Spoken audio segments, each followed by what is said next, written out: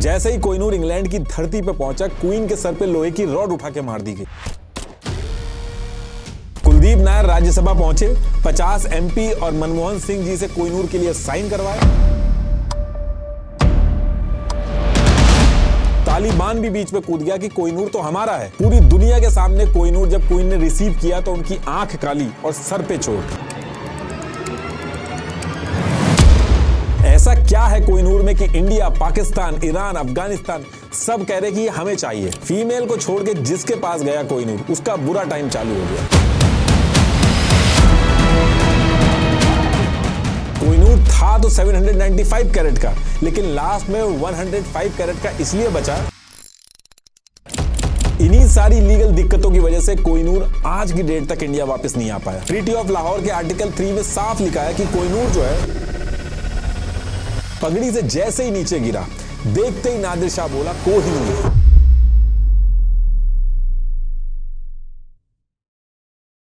अब देखिए, बिजनेस में सिर्फ कमाना काफी नहीं होता है। पैसा आ भी रहा है या अटक गया है और जा कहां रहा है, ये सब टाइमली समझना जरूरी होता है। इसलिए बिजनेस को अकाउंट रिसीवेबल और अकाउंट पेबल का ट्रैक रखना जरूरी है। अब अगर ये सब आप मैनुअली करोगे तो टाइम भी लगेगा और गलतियां भी होंगी। इसलिए स्मार्ट बिजनेसेस यूज कर रहे हैं उडू अकाउंटिंग ऐप। बस आप PDF अपलोड करो और AI और OCR से डिटेल्स खुद ही फेच हो जाती हैं। उडू खुद ही डिटेल्स रीड करता है और TDS भी आप यहीं से अप्लाई कर सकते हो। उडू अकाउंटिंग ऐप में एजिंग रिपोर्ट से आप जान सकते हो किसका पेमेंट कितने दिन से पेंडिंग है, और उनके ऑटो फॉलोअप जो है वो उडू ईमेल्स और व्हाट्सएप के थ्रू खुद भेजता है। सारी इंपॉर्टेंट रियल टाइम डिटेल्स यहीं पे डैशबोर्ड पे देख सकते हो और फाइनेंशियल रिपोर्ट भी यहीं पे अवेलेबल है। और जो कॉम्प्लिकेटेड गवर्नमेंट कंप्लायंस है जैसे e-invoice, e-way bill, GST filing, audit trail, सब यहीं से मैनेज हो जाता है। अकाउंटिंग के अलावा उडू पे invoicing, website builder, CRM, e-commerce जैसे 45+ एप्स मिलते हैं।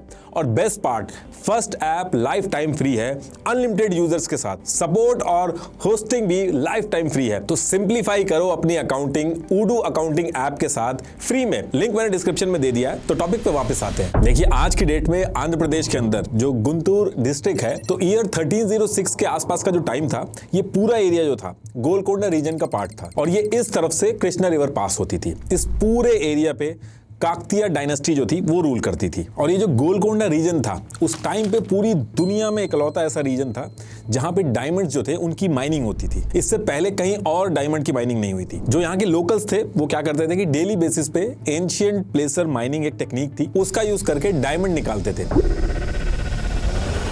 बेसिकली इस टेक्निक में ये लोग रिवर के बगल में जो अलुवियल डिपॉजिट होते थे उसमें बैम्बूज की छन्नी का यूज करके डायमंड्स की माइनिंग करते थे और दुनिया भर में यहाँ से डायमंड का ट्रेड भी होता था और काफी लंबे टाइम तक ये प्रोसेस यहाँ से चलता रहा। अब एक दिन क्या होता है कि सेम ईयर यानी कि ईयर 1306 में एक ग्रुप क्या करता है, इस एरिया में माइनिंग कर रहा था और माइनिंग करते टाइम उनको एक बहुत ही यूनिक डायमंड मिला। उस टाइम पे उसका वेट 793 कैरेट था, मतलब कि 158.6 ग्राम्स। एक्सेप्शनल क्लैरिटी थी उसकी। आज की डेट में जिसको हम D ग्रेड का डायमंड बोलते हैं, उस लेवल की क्लैरिटी थी। अब जब ये डायमंड मिला इनको, तो इन सारे लोगों ने मिलके इस डायमंड को काकतीय डायनेस्टी के जो रूलर थे उनको जाके दे दिया और फिर इस तरीके से ईयर 1306 में पहली बार काकतीय डायनेस्टी के जो रूलर्स थे उनके पास ये डायमंड आया, जिसको आगे चल के कोहिनूर बोला गया। देखिए, जो डिटेल्स मैं बता रहा हूं इसमें और भी चीजें आपको मिलेंगी अगर आप इंटरनेट पे जाओगे, लेकिन काकतीय डायनेस्टी के रूलर कोहिनूर डायमंड के फर्स्ट डॉक्यूमेंटेड ओनर माने जाते हैं। और समझ में आने के लिए इस डायमंड को मैं अभी कोहिनूर डायमंड बोलूंगा, लेकिन इसका नाम कोहिनूर जो है वो आगे चल के पड़ता है, अभी बताऊंगा उसको मैं। और इसमें एक चीज मैं और अभी आगे बताने से पहले ऐड कर देता हूं कि जितनी भी डिटेल्स मैं आपको बता रहा हूं कोहिनूर डायमंड के बारे में, इसके बारे में अलग अलग स्टोरीज हैं, अलग अलग डिटेल्स हैं, लेकिन मैंने सिर्फ वही डिटेल्स पिक की हैं जिसके सबसे ज्यादा रिकॉर्ड और फैक्ट्स अवेलेबल हैं। जैसे गोलकोंडा की जो स्टोरी है इसलिए पिक की मैंने क्योंकि सबसे क्लोज जियोलॉजिकल एविडेंस जो है और जो राइटर्स के रिकॉर्ड हैं वो इसी के हैं। जैसे एविडेंस के हिसाब से कोहिनूर जो है वो टाइप 2A डायमंड है जिसमें कोई नाइट्रोजन इंप्योरिटी नहीं होती और ये एक एंशिएंट प्लेसर माइनिंग टेक्निक का यूज होकर माइन हुआ है। और एक्सपर्ट्स के हिसाब से ये जो कोहिनूर डायमंड है इसके जितने भी कैरेक्टरिस्टिक्स हैं वो गोलकोंडा रीजन में जो डायमंड्स मिलते थे बिल्कुल उनसे मिलते हैं। और कई सेस्मोलॉजिस्ट जैसे हर्ष के गुप्ता, इन्होंने भी ऑफिशियली कंफर्म किया कि कोहिनूर जो है वो गोलकोंडा रीजन से है। अभी 2023 में भी journal of earth system science में रिसर्च पब्लिश हुई थी। जिसमें बताया गया था कि कोहिनूर डायमंड किम्बरलाइट पाइप से ओरिजिनेट हुआ है और गोलकोंडा रीजन की जो कोलूर माइंस थी वो किम्बरलाइट फील्ड के लिए काफी फेमस थी। सैटेलाइट इमेज, जियोकेमिकल एनालिसिस, सबसे क्लोजेस्ट प्रूफ जो अभी तक मैच हुए हैं उनके बेसिस पे मैं ये स्टोरी बता रहा हूँ आपको। तो अब इसके बाद होता क्या है कि डायमंड जो था वो काकतीय डायनेस्टी के जो रूलर्स थे उनके पास तो आ गया था और इनके रूलर्स में एक चीज थी कि ये अपनी कुल देवी भद्रकाली जी को बहुत मानते थे। अपनी कैपिटल वारंगल में बहुत बड़ा भद्रकाली मंदिर भी था इनका। तो जब ये डायमंड काकतीय रूलर्स के पास आया तो इन्होंने डिसाइड किया कि इसको ये मंदिर के अंदर देवी भद्रकाली जी की लेफ्ट आई में लगवा देंगे। और जब ये चीज हुई इसके कुछ टाइम बाद ये सुपरस्टिशन भी आसपास के एरिया में फैल गया कि ऐसा इसलिए किया गया क्योंकि जो इस डायमंड का ओनर होगा वो बहुत स्ट्रांगली राज तो करेगा लेकिन उसका बैड लक स्टार्ट हो जाएगा।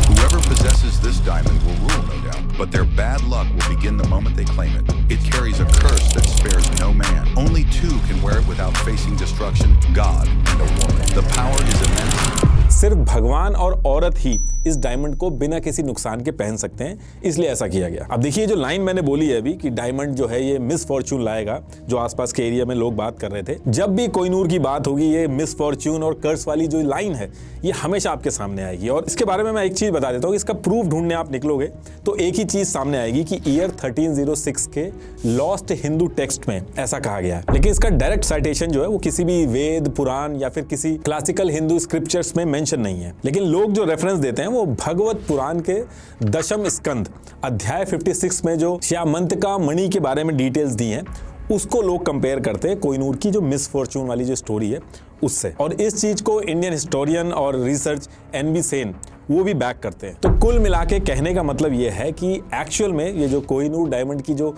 कर्स और मिस फॉर्च्यून वाली जो स्टोरी है कि जिसके पास ये जाएगा उसका बुरा टाइम स्टार्ट हो जाएगा, सिर्फ फीमेल ही पहन सकती हैं, ये सेकेंडरी और टर्शरी सोर्स की तरह सामने आई है। मतलब कि ओरिजिनल सोर्स नहीं मिला इसका, लेकिन ब्रिटिश, इंडियन और फ्रेंच राइटर्स और हिस्टोरियंस ने इतना बोला इसके बारे में कि उसी को बार बार लोग लिखने लगे जिसको प्रूफ की तरह समझा जाने लगा। तो अब देखिए काकतीय एम्पायर के पास जब कोहिनूर डायमंड आया तो इस टाइम पे काकतीय एम्पायर अपने पीक पे था। Wealth, power, diamonds, force, strong administration, दूर दूर तक कोई हराने वाला नहीं था। लेकिन कोहिनूर के आने के कुछ टाइम बाद दिल्ली सल्तनत से अलाउद्दीन खिलजी ने अपने जनरल मलिक कफूर को भेज के काकतीय एम्पायर पे अटैक करवा दिया, उनको हरा दिया और जो एम्पायर इतने टाइम से हारा नहीं था उसकी सारी वेल्थ और खजाना इंक्लूडिंग कोहिनूर सब कुछ उठा के वारंगल से अपने सल्तनत दिल्ली में पहुंचा दिया। और दिल्ली पहुंचने के बाद अलाउद्दीन खिलजी का एक ऑफिशियल था ख्वाजा हाजी, इसको ये टास्क दिया गया कि जितना भी खजाना आया है वारंगल से इसकी वैल्यूएशन वगैरह करी जाए। तो इसी टाइम पे कोहिनूर सामने आता है और खिलजी पूछता भी है इसी टाइम पे कि इसकी कीमत कितनी होगी। तो ख्वाजा हाजी जिसको ये टास्क दिया गया था वो कहता है कि ये बहुत ही यूनिक चीज है, दुनिया में ऐसी सिर्फ एक ही चीज है, इसकी कीमत कोई भी नहीं कैलकुलेट कर सकता। और यहां से खिलजी को कोहिनूर की इंपॉर्टेंस पता चलती है। अब ये डायमंड खिलजी के पास आ तो गया था, लेकिन इसके आने के कुछ टाइम बाद अलाउद्दीन खिलजी की डेथ हो जाती है, मलिक कफूर खिलजी के बच्चों को मार देता है, फिर खुद भी उसकी डेथ हो जाती है। बैक टू बैक इतनी दिक्कतें होती है कि खिलजी डायनेस्टी जो है वो कोलैप्स हो जाती है। और फिर इसके बाद कोहिनूर डायमंड जो था वो तुगलक डायनेस्टी में गया, फिर वो भी हार गए। ऐसे करके कोहिनूर मल्टीपल राजाओं और डायनेस्टीज के पास गया और क्योंकि इतने राजा हार गए थे तो सुपरस्टिशन फैल गया था आसपास के एरिया में कि ये मिस फॉर्च्यून लेके आता है जिसके पास जाता है। तो आम जनता जो थी वो इस टाइम पे कोहिनूर को ब्लैक मैजिक से जोड़ने लगी। अब इसके बाद क्या होता है, एक राजा से दूसरे राजा तक पास हो के कोहिनूर डायमंड जो था वो पहुंचता है बाबर के पास। बाबर और उसका बेटा हुमायूं इब्राहिम लोदी को हरा के अपने पास इस कोहिनूर डायमंड को ले आए थे। और इसी टाइम पे बाबर के बेटे हुमायूं ने बाबर से पूछा भी था कि कोहिनूर के पीछे इतने लोग पड़े हैं, ऐसा क्या है इसमें, इसकी कीमत कितनी है। तो बाबर ने उस टाइम पे कहा था कि पूरी दुनिया के एक दिन का खर्चा ये अकेला हीरा उठा सकता है। इस टाइम पे इसका नाम कोहिनूर नहीं पड़ा था, बाबर डायमंड बोलते थे इसको। अब इसके बाद 26 दिसंबर 1530 को बाबर की डेथ हो जाती है। उसके बाद उसका बेटा हुमायूं जो है वो गद्दी संभालता है, लेकिन पूरा अंपायर जो था वो वीक हो चुका था। मौका देख के शेर शाह सूरी जो था वो हुमायूं पे हमला करता है। अब हुमायूं जब परेशान होकर हारने लगता है तो वो वहां से भाग जाता है, लेकिन भागते भागते कैसे भी करके वो जो कोहिनूर था उसको अपने पास रख लेता है और अपनी जान बचाने के लिए जुलाई 1544 में पर्शिया यानी आज की डेट में जो ईरान है वहां की तरफ निकल जाता है ताकि बच सके। अब जब हुमायूं पर्शिया की तरफ निकलता है इस कोहिनूर डायमंड को लेके तो बीच में नमाज के टाइम पे वजू करने के लिए रुकता है, तो कोहिनूर डायमंड को निकाल के साइड में रख देता है और इसके चक्कर में कोहिनूर जो है उसको भूल जाता है। अब हुमायूं बहुत ज्यादा परेशान होता है, लेकिन उसके साथ में जौहर नाम का एक दरबारी था, लकीली उसको मिल जाता है और उसके बाद जैसे तैसे करके दोबारा जो कोहिनूर है वो हुमायूं के पास आ जाता है। अब इसके बाद ईयर 1544 के स्टार्टिंग में ही हुमायूं पर्शिया पहुंचता है। वहां पहुंच के बादशाह तहमास्प इनसे मदद मांगता है। तहमास्प जो है हुमायूं को सिक्योरिटी देके रख लेता है और फिर जब काफी सालों तक हुमायूं सेफ रहता है तो इसके बदले में और कुछ तो था नहीं उसके पास, वो अपना कोहिनूर डायमंड जो था वो तहमास्प को दे देता है। तो इस तरीके से कोहिनूर की ओनरशिप पहली बार इंडिया से बाहर पहुंच जाती है और पर्शिया पहुंच जाती है, यानी कि आज का जो ईरान है वहां पे पहुंच जाती है। लेकिन ये बहुत थोड़े टाइम के लिए जाती है। इसके बाद कई चीजें ऐसी होती है जिसकी वजह से दोबारा कोहिनूर इंडिया के अंदर आ जाता है। होता क्या है कि अब कोहिनूर का जो कंट्रोल था वो तहमास्प के पास था और तहमास्प जो था ये एक शिया मुस्लिम था। सुन्नी लेड ऑटोमन एम्पायर बहुत तेजी से आगे बढ़ रहा था, तो तहमास्प जो था वो थोड़ा इनसिक्योर हुआ और उसने भी ट्राई किया कि जितने भी दुनिया के अंदर शिया मुस्लिम हैं वो भी इकट्ठा हों। तो उस टाइम पे इंडिया के अंदर अहमदनगर सल्तनत के किंग बुरहान निज़ाम शाह ये एक बहुत ही पावरफुल शिया मुस्लिम थे उस एरिया के अंदर। तो तहमास्प ने इनको अपने साथ जोड़ने के लिए, ताकि शिया जितने भी हैं वो सब एक साथ हों, ईयर 1547 में अपने एम्बेसडर मेहतर जमाल को कोहिनूर लेके भेजते हैं और अपने साथ जोड़ने के लिए किंग बुरहान निज़ाम शाह को कोहिनूर गिफ्ट कर देते हैं और इस तरीके से कोहिनूर वापस इंडिया के अंदर आ जाता है। अब इंडिया के अंदर आने के बाद कोहिनूर एक राजा से दूसरा राजा के पास ट्रांसफर होने लगता है। जो भी ताकतवर होता था वो किसी ना किसी तरीके से कोहिनूर को अपने कब्जे में ले लेता था और फिर ऐसे कर करके 7 जुलाई 1656 के आसपास कोहिनूर पहुंचता है शाहजहां के पास। शाहजहां के पास जब कोहिनूर आया था वो बहुत ज्यादा ऑब्सेस्ड हो गया था कोहिनूर से। शाहजहां ने उसको अलग से एक रॉयल ज्वेल बॉक्स में रखवा दिया था और शाहजहां के कोर्ट में एक फेमस डायमंड कटर था, हार्टेंसियो बोर्जियो,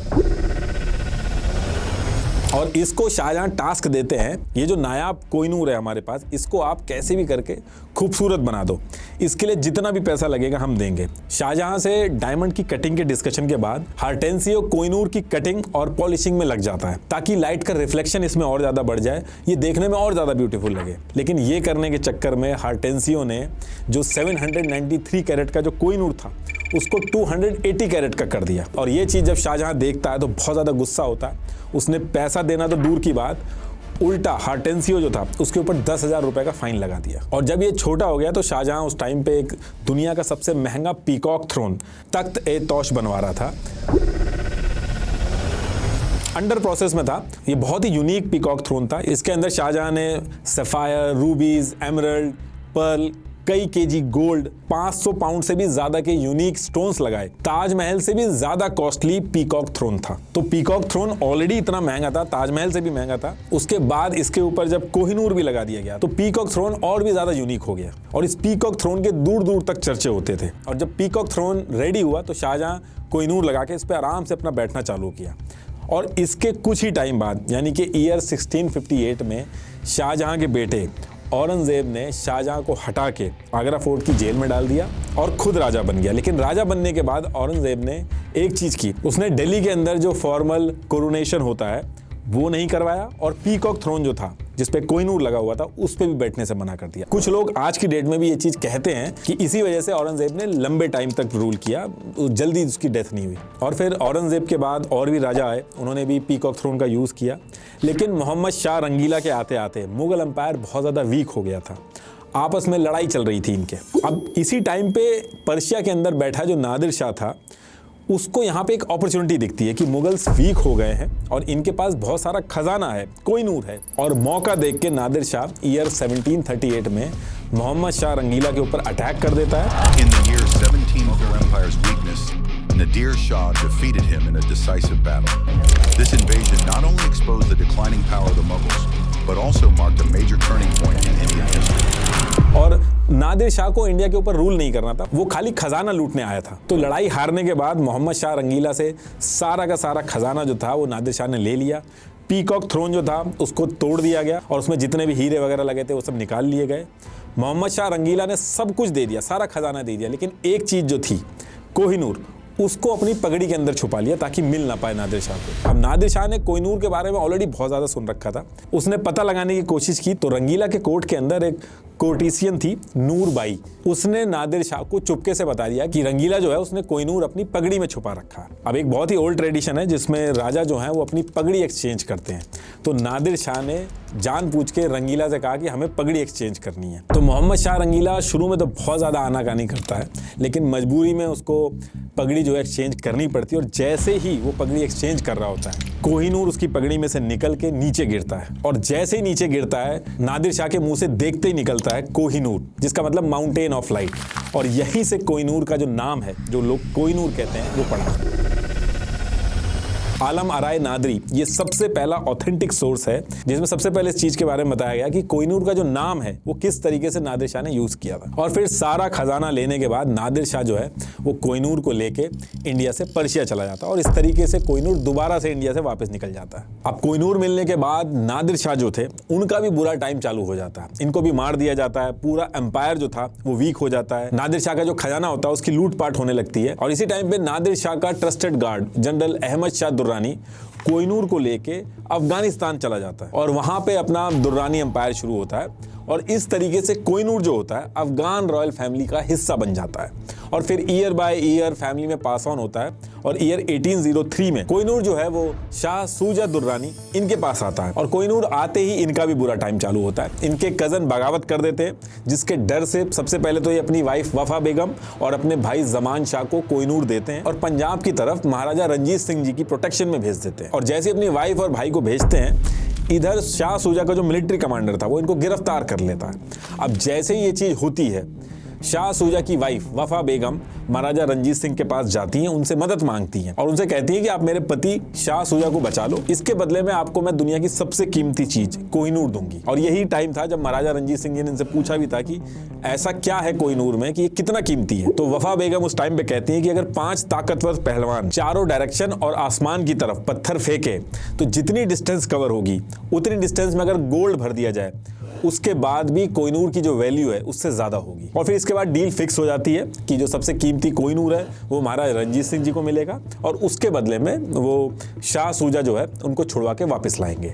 और कोहिनूर के बदले एक चीज और फिक्स की गई थी कि महाराजा रंजीत सिंह जो है वो 3 लाख रुपए और 50 घोड़े इसके बदले में देंगे। अब डील डन होते ही महाराजा रंजीत सिंह जी अपनी फोर्सेस का यूज करके शाह सूजा को बहुत जल्दी बचा के वापस ले आते हैं। अब एज पर डील शाह सूजा के वापस आने के बाद उनको और उनकी वाइफ को कोहिनूर वापस देना था, लेकिन ये दोनों आनाकानी करने लगते हैं। लेकिन मल्टीपल डिस्कशन के बाद जब महाराजा रंजीत सिंह जी इन पे प्रेशर बनाते हैं, हाउस अरेस्ट कराते हैं, तब जाके शाह सूजा अक्टूबर 1813 के आसपास ऑफिशियली कोहिनूर डायमंड महाराजा रंजीत सिंह जी को दे देता है। और महाराजा रंजीत सिंह जी जो थे वो कोहिनूर के पोजेशन के बाद बहुत ज्यादा खुश थे, उनको बहुत पसंद था कोहिनूर। तो डेली जब वो बाहर जाते थे तो इसको वो अपनी आर्म पे बांध के निकलते थे, लेकिन इसके बाद इन्होंने इसको रॉयल खजाने में रखवा दिया था और फिर स्पेशल ओकेजन पे ही पहनते थे। और ये जो कोहिनूर डायमंड था इसके बगल में 2 और डायमंड लगवा दिए थे, ये उसकी इमेज है। अब इसके बाद ईयर 1830 आते आते ब्रिटिशर्स का जो इन्फ्लुएंस था वो बहुत स्ट्रांग हो जाता है इंडिया में, और जो सिख अंपायर के खजाने और कोहिनूर की बात थी वो दूर दूर तक होती थी, और इस खजाने पे ब्रिटिशर्स की भी नजर थी। कोहिनूर के बारे में इतना सुना था ब्रिटिशर्स ने कि सेम ईयर 1830 में ब्रिटिश ऑफिसर WG ऑसबर्न खुद सिख अंपायर के कोर्ट में जाके कोहिनूर को एक बार देखने की रिक्वेस्ट करते हैं महाराजा रंजीत सिंह जी से कि इतना नाम सुना इसका, एक बार आप इसको दिखा दो, और इसको दिखाया भी जाता है। इस इंसिडेंट के बारे में इन्होंने अपनी book court and camp of Ranjit Singh इसमें भी लिखा है। और ये वो टाइम था जब ब्रिटिशर्स सिख अंपायर पे और उनके खजाने पे कैसे भी करके कंट्रोल पाना चाहते थे, लेकिन उस टाइम पे सिख अंपायर बहुत ज्यादा स्ट्रांग था। अब इसी बीच क्या होता है कि ईयर 1838 स्टार्ट होता है और महाराजा रंजीत सिंह जी थे उनकी तबीयत खराब होने लगती है, और ये वो टाइम था जब महाराजा रंजीत सिंह जी बहुत ज़्यादा डोनेशन करने लगे थे। कोहिनूर जो था उसको भी जगन्नाथ टेम्पल में डोनेट करने के लिए बोला था इन्होंने। ये सारी चीज़ें Sikh court of official record Umdat ul Tawarikh इसमें मेंशन है। तो डोनेशन वगैरह तो चल रही थी, लेकिन कोहिनूर के डोनेशन की जब बात आती है तो राजा रंजीत सिंह जी के खजांची बेलीराम जो थे वो परेशान हो जाते हैं और इस चीज़ के लिए मना कर देते हैं कि ये इतना कीमती डायमंड है, सिख अंपायर की प्रॉपर्टी, ये पर्सनल प्रॉपर्टी नहीं है, इसलिए इसको डोनेट नहीं करना चाहिए। लेकिन फिर इन्हीं सारी चीज़ों के बीच में 27 जून 1839 को महाराजा रंजीत सिंह जी की डेथ हो जाती है। फिर इसके बाद इनके बेटे खरक सिंह गद्दी संभालते हैं, लेकिन कोहिनूर को डोनेट नहीं किया जाता है। लेकिन जैसे ही राजा बनने के बाद कोहिनूर का पोजेशन इनके पास आता है, कोई इनको स्लो पॉइजन दे देता है। 5 नवंबर 1840 को इनकी भी डेथ हो जाती है। फिर राजा नौनिहाल सिंह ये गद्दी संभालते हैं, इनके पास भी कोहिनूर आता है। सेम टाइम पे इनके ऊपर भी हजारीबाग का गेट जो था वो गिर जाता है, इनकी भी डेथ हो जाती है। फिर शेर सिंह के पास कोहिनूर आता है, उनकी भी 15 सितंबर 1843 को उनको मार दिया जाता है। तो हर घर में इस बारे में बात होने लगी थी कि जो कोहिनूर है श्रापित है। महाराजा रणजीत सिंह जी ने एकदम सही कहा था कि इसको मंदिर में डोनेट कर देना चाहिए। और ये जो सारी कोहिनूर की स्टोरी थी ये डेली न्यूज़पेपर में छपती थी और इंग्लैंड में भी सारे के सारे लोग पढ़ते थे। कोहिनूर इंग्लैंड में भी बहुत फेमस हो चुका था। क्वीन जो थी उनका भी बहुत इंटरेस्ट बन गया था कोहिनूर में। तो महाराजा रणजीत सिंह जी के डेथ के बाद जो सिख अंपायर था उसमें एक के बाद एक डेथ होने लगी, लीडरशिप क्राइसिस आ गया और सिख अंपायर बहुत ज़्यादा वीक पड़ गया। सिर्फ उनके 5 साल के बेटे दलीप सिंह जो थे उनके अलावा कोई बचा ही नहीं था। और फिर मजबूरी में ईयर 1843 में 5 साल के दलीप सिंह को राजा बनाया जाता है और इनकी मदर जो थी जिंद कौर ये सारी चीज़ें संभालती थी। और ब्रिटिशर्स को ये टाइम सबसे सही लगता है सिख अंपायर पे अपना कंट्रोल करने का। और फिर 11 दिसंबर 1845 को ब्रिटिशर्स सिख अंपायर पे अटैक करके सिख अंपायर पे कंट्रोल ले लेते हैं और महाराजा दलीप सिंह की जो मदर थी उनको फोर्ट के अंदर हाउस अरेस्ट कर देते हैं और सारी पॉलिटिकल पावर जो थी वो अपने हाथ में ले लेते हैं। और इसके बाद ब्रिटिशर्स क्या करते हैं, 7 साल के महाराजा दलीप सिंह से ट्रीटी ऑफ लाहौर साइन करवाते हैं। 2 बार साइन होती है, मैं एक साथ में बता देता हूँ। इस ट्रीटी में बहुत सारी चीजें थी लेकिन इस ट्रीटी के थ्रू ऑफिशियली जो कोहिनूर था वो ब्रिटिशर्स ने अपने कंट्रोल में ले लिया। इस ट्रीटी के आर्टिकल 3 में कोहिनूर के बारे में ये चीजें लिखी थी, आप एक बार पॉज करके देख लीजिएगा। और ट्रीटी ऑफ लाहौर की वजह से अब जो कोहिनूर था वो अब ऑफिशियली ब्रिटिशर्स ने अपने कंट्रोल में ले लिया था। और क्योंकि कोहिनूर की जो ओनरशिप थी इसके कंट्रोल को लेकर बहुत बड़ी बड़ी लड़ाइयां हुई हैं, तो ऑन पेपर तो इन्होंने इसको अपने पास लिया ही लिया। साथ साथ 7 दिसंबर 1849 को एक सेरेमनी भी करवाई जिसमें सबके सामने कोहिनूर ब्रिटिशर्स को हैंड ओवर किया गया। और फिर इसके बाद ये कोहिनूर क्वीन के लिए रिजर्व करके गिफ्ट करने का प्लान किया गया और ये चीज अनाउंस की गई कि कोहिनूर की अब राइटफुल ओनर जो है वो क्वीन ही होंगी। अब इसके बाद अगला टास्क था कोहिनूर को इंग्लैंड पहुंचाना था क्वीन के पास, लेकिन उससे पहले ये डिसाइड हुआ था कि क्वीन को इंप्रेस करने के लिए जब उनको गिफ्ट किया जाएगा कोहिनूर तो इसकी जो पीछे इतनी इंटरेस्टिंग स्टोरी है वो भी उनको बताई जाएगी, तो वो बहुत इंप्रेस होंगी। और इस टास्क के लिए गवर्नर जनरल डलहौजी जो थे वो असिस्टेंट मजिस्ट्रेट थियो मेटकाल्फे इनको बुला के इनको टास्क देते हैं कि जल्दी से जल्दी कोहिनूर की हिस्ट्री के बारे में पता करके, फैक्चुअल हिस्ट्री के बारे में पता करके एक रिपोर्ट सबमिट करो और कुछ भी इसमें गलत नहीं होना चाहिए। और बहुत ही कम टाइम में मेटकाल्फे जो थे वो कोहिनूर के बारे में कि कहाँ से इसकी माइनिंग हुई, लोकेशन क्या थी, नादिर शाह के पास कैसे आया और जो इसके बारे में इसके बैड लक और मिसफॉर्च्यून की जो स्टोरी चल रही थी, ये सारी चीजों के बारे में डिटेल इकट्ठा करके एक रिपोर्ट सबमिट कर दी। लेकिन ये जो मिसफॉर्च्यून और बैड लक वाली स्टोरी थी ये सारी चीजें इंग्लैंड के न्यूज़पेपर में भी छप रही थी। तो इंग्लैंड के लोग भी बहुत ज्यादा एक्साइटेड थे कि थोड़े टाइम में जो कोहिनूर है वो हमारे देश में आने वाला है। अब इसके बाद अगला टास्क था कोहिनूर को इंडिया से इंग्लैंड ले जाने का। तो पहले तो कोहिनूर को 2 फरवरी 1850 को सेफली लाहौर फोर्ट से मुंबई लाया जाता है और फिर 6 अप्रैल 1850 को कैप्टन लॉकयर इसको British royal navy ship HMS media में लेके इंग्लैंड की तरफ निकाला जाता है इसको। अब शिप में कोहिनूर है, इसको लेके किसी को शक ना हो तो कोहिनूर को एक नॉर्मल बॉक्स में रखा जाता है और उसके ऊपर एक लॉक लगाया जाता है जिसकी 2 चाबियां होती हैं और एक चाबी राम से और दूसरा कैप्टन आपस में एक एक करके बांट लेते हैं। अब इसके बाद शिप जो होती है वो इंग्लैंड की तरफ निकलती है, लेकिन कुछ देर बाद ही शिप में कॉलेरा फैल जाता है। कैप्टन जब शिप के नीचे की तरफ जाता है तो 2 क्रू मेंबर थे वो बीमारी की वजह से मरे हुए मिलते हैं। तो ये लोग जुगाड़ करके मॉरिशियस जो था वहां पे रुक जाते हैं, वहां पे ट्रीटमेंट वगैरह कराते हैं। लेकिन वहां से भी निकलने के बाद जब थोड़ी दूर आगे चलते हैं तूफान वगैरह में भी फंसते हैं और फिर जैसे तैसे करके सारी दिक्कतों के साथ 2 जुलाई 1850 को इंग्लैंड के पोर्ट्समाउथ पोर्ट पे पहुंचती है। और इधर लंदन में बेसब्री से इंतजार हो रहा था, चारों तरफ सिर्फ कोहिनूर की बातें चल रही थी, न्यूज़पेपर सिर्फ और सिर्फ कोहिनूर की डिटेल से ही भरे पड़े थे। तो बहुत ज्यादा एक्साइटेड है। अब होता क्या है कि एक तरफ कोहिनूर जो था वो इंग्लैंड में बस पहुंचा ही था, दूसरी तरफ इंग्लैंड के PM रॉबर्ट पील जो थे वो कॉन्स्टिट्यूशन हिल की तरफ घोड़े पे बैठ के जा रहे थे। अचानक से घोड़ा उनको गिरा के कुचल देता है और एग्जैक्टली सेम डे जिस दिन कोहिनूर इंग्लैंड पहुंचता है उनकी डेथ हो जाती है। अब एक तरफ PM की डेथ हो चुकी है, दूसरी तरफ क्वीन विक्टोरिया जो थी वो कैम्ब्रिज हाउस से निकल के उनके एक अंकल थे प्रिंस अडोल्फ जिनकी डेथ हुई थी उनके यहाँ पे जा रही थी। तो ऑल ऑफ अ सडन उनके साथ क्या होता है कि रॉबर्ट फ्रांसिस नाम का एक आदमी आयरन की रॉड निकालता है और क्वीन विक्टोरिया पे हमला कर देता है। ये सारी खबर एक साथ न्यूज में छप रही थी, एक तरफ कोहिनूर, दूसरी तरफ ये जो जितने इंसिडेंट हो रहे थे ये छप रही थी। तो लोग कोहिनूर को ब्लैक मैजिक से जोड़ने लगे कि इसको लाना कहीं गलती तो नहीं होगी।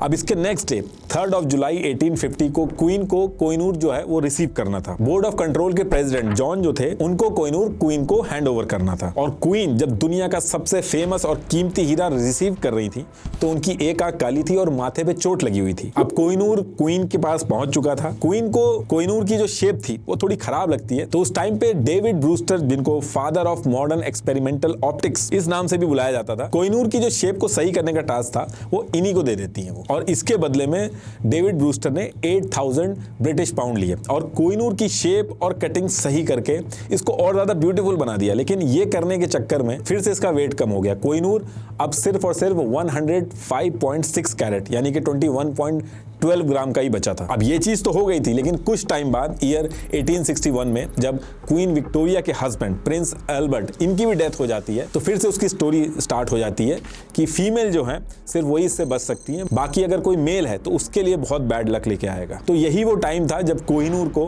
क्वीन के क्राउन में लगवा दिया गया था, ताकि ये सिर्फ और सिर्फ ब्रिटिश रॉयल फैमिली की जो फीमेल मेंबर हैं उनके लिए ही एक्सक्लूसिव रहे।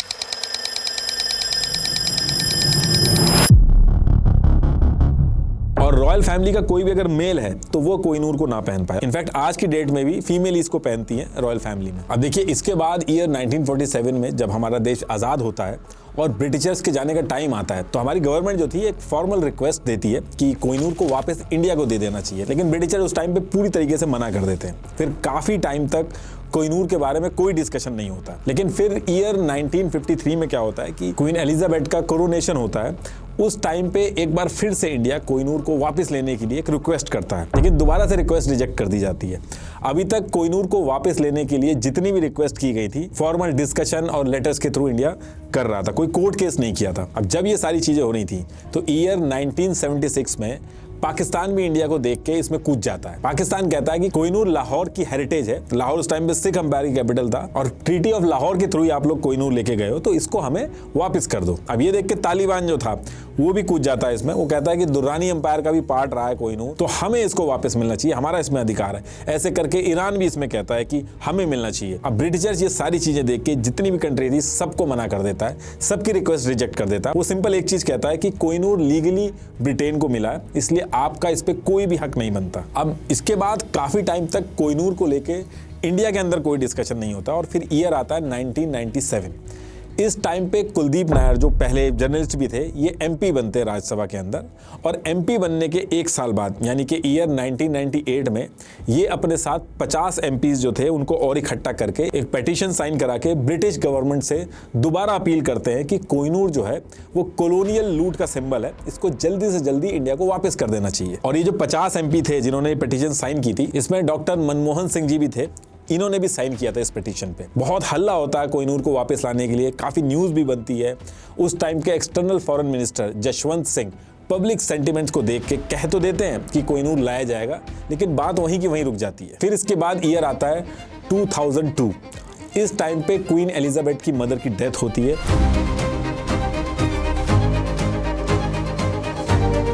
और उनका जो कॉफिन था उस पे क्राउन रखा जाता है जिसमें कोहिनूर लगा हुआ था। अब ये सारी चीजें लाइव टेलीकास्ट इंडिया के अंदर भी हो रही थी और ये चीजें देख के इंडिया की जो आम जनता थी वो फिर से कहने लगती है, फिर से डिमांड करती है कि कोहिनूर वापस आना चाहिए। इंडिया के अंदर सिख कम्युनिटी जो थी वो भी बहुत गुस्सा हो जाती है कि कोहिनूर लंबे टाइम तक सिख अंपायर की विरासत रहा है, इसको वापस लाके कैसे भी करके अमृतसर टेंपल में लगाना चाहिए। सेम टाइम पे जगन्नाथपुरी टेंपल के जो ऑफिशियल्स थे वो भी कोहिनूर को वापस लाने की डिमांड करते हैं कि कोहिनूर कैसे भी वापस लाओ। महाराजा रंजीत सिंह जी की विश थी कि कोहिनूर जगन्नाथपुरी टेंपल में जाना चाहिए और इस टाइम पे आए दिन न्यूज़पेपर में ये चीजें छप रही थी और बैक टू बैक कोर्ट के अंदर PIL भी फाइल होने लगी थी कि कैसे भी करके इंडियन गवर्नमेंट ब्रिटिश गवर्नमेंट के ऊपर प्रेशर बनाए और कोहिनूर को वापस लेके आए। इस पे तो इंडिया का हक है, ये इंडिया की हेरिटेज का पार्ट है।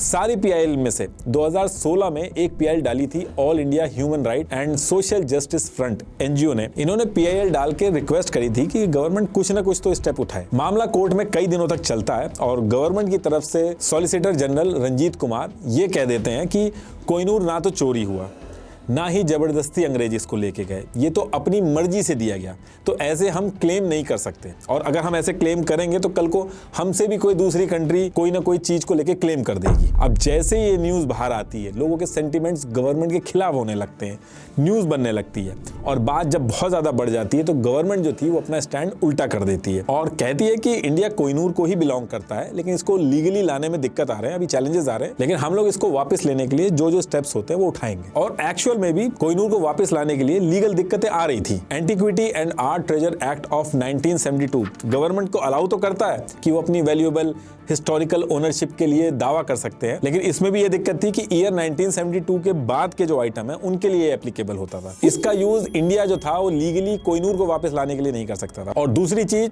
इंडिया और ब्रिटेन दोनों ने यूनेस्को कन्वेंशन साइन किया है और उसके आर्टिकल 7 अलाउ करता है कि एक कंट्री दूसरी कंट्री पे लीगल एक्शन लेके अपना कल्चरल आइटम या खजाना वापस ले सकती है।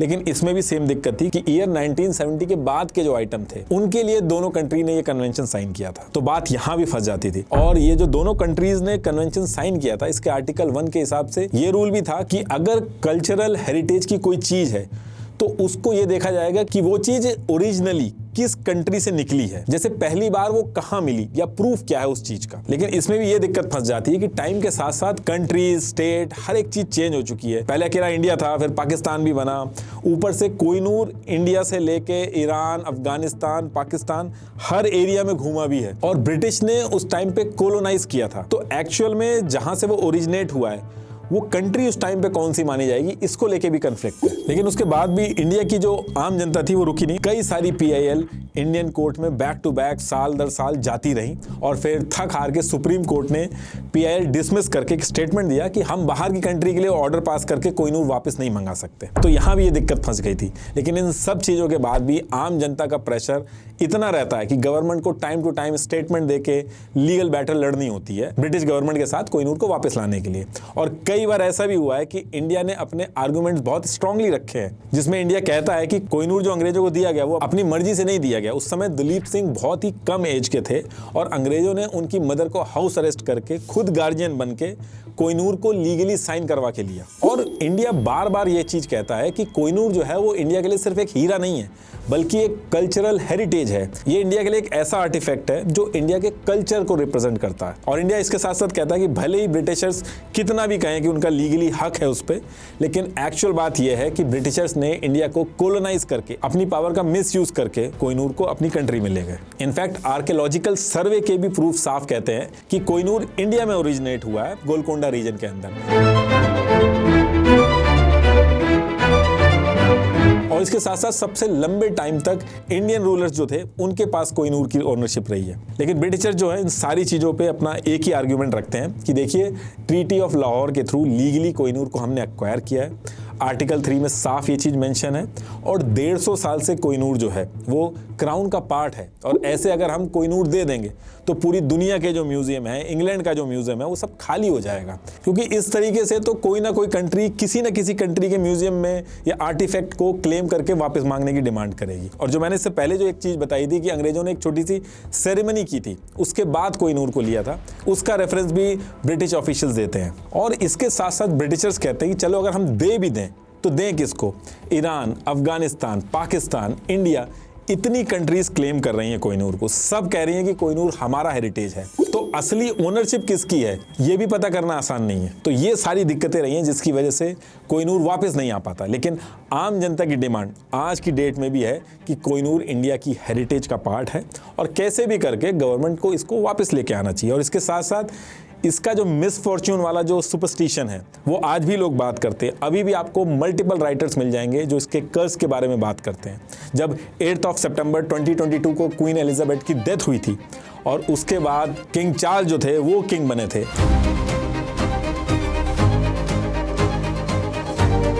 जो कि एक मेल थे, तो उसके बाद 2024 में उनको कैंसर हो गया था।